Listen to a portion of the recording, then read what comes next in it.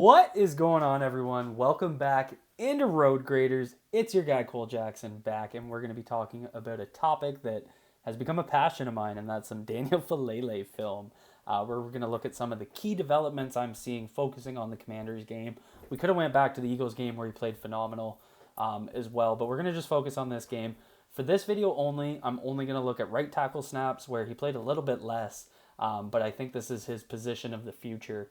So I really want to focus. His left tackle snap's not quite as polished, but that's not really where I think he's going to play. I know a lot of people are looking at him as the swing tackle this year. I think if Ronnie were to ever go down, I think McCary's still kind of your left tackle off the bench. Really depends on what they do with Mustafa. If McCary becomes kind of the backup center, maybe Faalele is that swing tackle. Either way, I think in 2024, Faalele is going to be your first string right tackle, and a lot of this development is going to feed into why I think that. So we're going to look at some pass snaps to start. You get three Commanders lined up from the three tech out here. They're gonna get a little bit sneaky here with a stunt on the inside. So you're gonna get the three tech coming outside and a loop in from the five tech. Then you have all the way out here as a wide tech, and this is why I picked this snap. He's going to straight up rush, and we're going to get a vertical set from Daniel Faalele. So let's play it, and then we'll come back and take a look.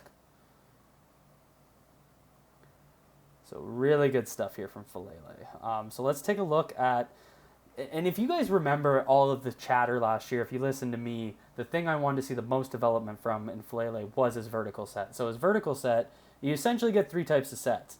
You'll get a vertical set where it's straight back, you'll get a 45-degree set, or you'll get a jump set or a quick set. So a vertical set, I'm really focusing on this backwards motion where essentially he's following the line I just drew, and he's really working backwards, trying to match, trying to square. And so he's got to step out pretty far because he's dealing with a wide tech here. That edge player doesn't even get a chip, so he's just vertical setting, and you'll see he attacks the inside shoulder. And a lot of guys are going to do this to Faalele. They're going to try and get him working on his heels here, and then they're going to attack that inside shoulder. Now, you guys, if you've been following me for a while, you know when I talk about pass pro technique, and it's funny because you can see it in almost all these guys, you'll hear me talk about the arced back, and arc back from Cleveland, Simpson here, and Sharp. Now, we have a rounded back here from Faalele, so when we're looking at a critical perspective of just his technique, that's not necessarily what you want, but there's a little context here. So we're going to get an inside hand to be the first punch. So he's working some independent hands here, which is good. And the reason he's doing that is because essentially this edge player was trying to set him wide, get that vertical set going, and then he wants to cut inside and attack the inside arm. And in doing so, you get Faalele is going to hit that plant step here with his right foot, squares him up, and then as he moves in, he starts to attack inside, and you see that hand starting to move out. So boom, right there. So I'm okay with the curve back here. That didn't give me an issue. But what we saw was really good quickness, pushes him out the back of the pocket, everything I want to see from him. But seeing him be able to set his feet and then hit that inside independent hand to completely stunt him. You see him right there. He pushes him out, and then he continues the rep out of the pocket. Didn't lose his balance, protects that inside arm, puts the stop sign up. Really good rep from Faalele. We move into the second snap here. You're going to get a quick set, and this was one of my favorites.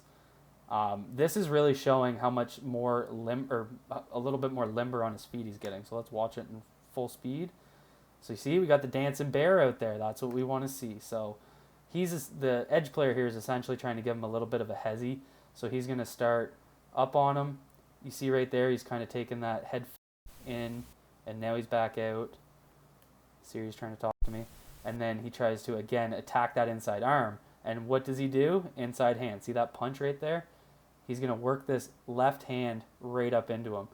Completely stunts him, and then those feet are moving. Watch his feet move every single step. Clean, wide base. Then he puts the vice grips on. Outside hands right on the armpits. Exactly what we want to see. Easy rep for Faalele. So let's watch it again in full speed.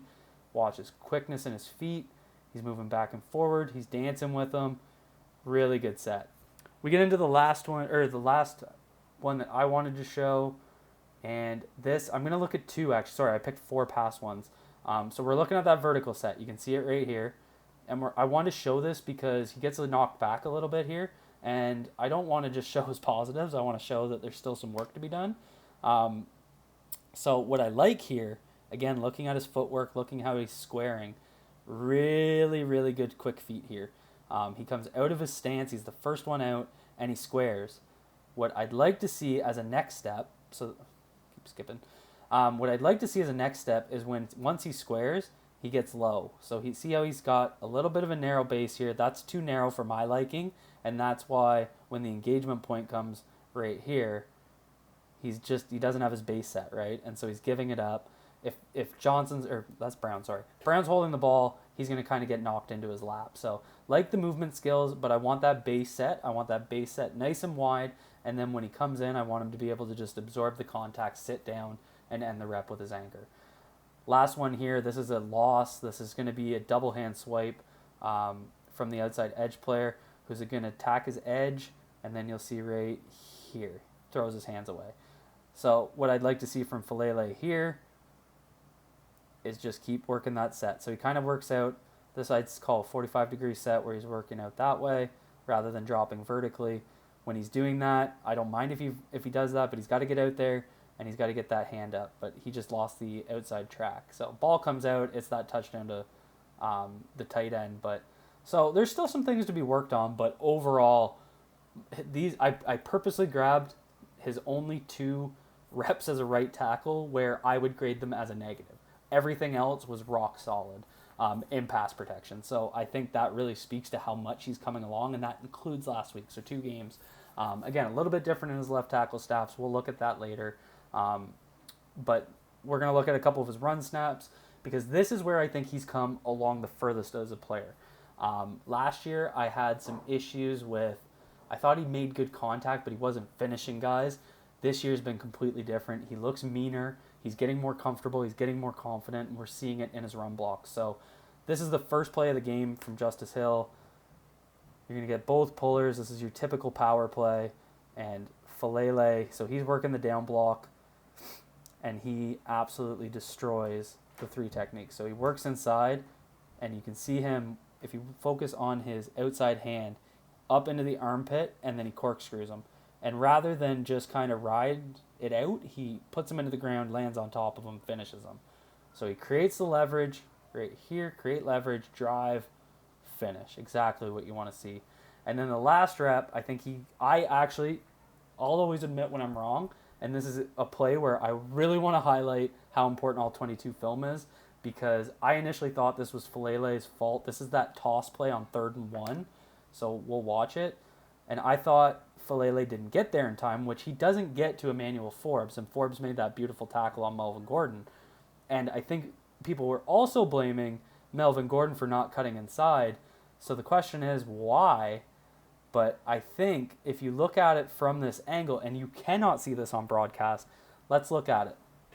What we need from the edge players here, there's another wide receiver out here, and they're going to crack down, and they need to crack down to basically be the pin and pull. So I need Prochet just to seal him. I don't need Prochet to drive the big DN to the ground. I just need him to get some hands on him and slow him up.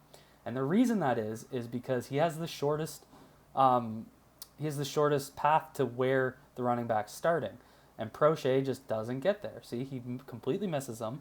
So now Gordon is feeling this pressure. And you can see his foot's right here. That's 2 yards maybe.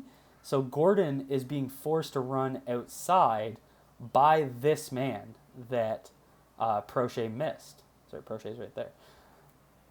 Now, as for Faalele, as he gets outside, he's playing this exactly how he should. He's aiming at him, and he's expecting Gordon to cut inside. That's why he's doing that. Forbes makes a heck of a play. He's not able to get his hands off, and I know a lot of people are like, why didn't Gordon cut back inside? It's because this guy was bearing down on him earlier in the snap right here. So in Gordon's mind, he can't read a cutback here, even though he sees Forbes coming down hard, because if he does, he's just running straight into him. So, because you'd expect that cut to be here, well, that's cutting right into where this guy's momentum is. So that's why he continued outside. I don't blame this on Faalele. I don't even blame this on Gordon. I actually blame this on Prochet. That's a tough block for a wide receiver. I get it. He doesn't need to smash him. He just needs to be disruptive. So that's all I got on Faalele. I think you can see the development. His pass sets look so much more clean. You're seeing his lateral movement once he gets into a pass set look different. The things I need to see him take the next step, he needs to be able to get out a little bit quicker out of his stance consistently. We've seen it on some snaps here in this video, but it's not all that consistent across all of his snaps.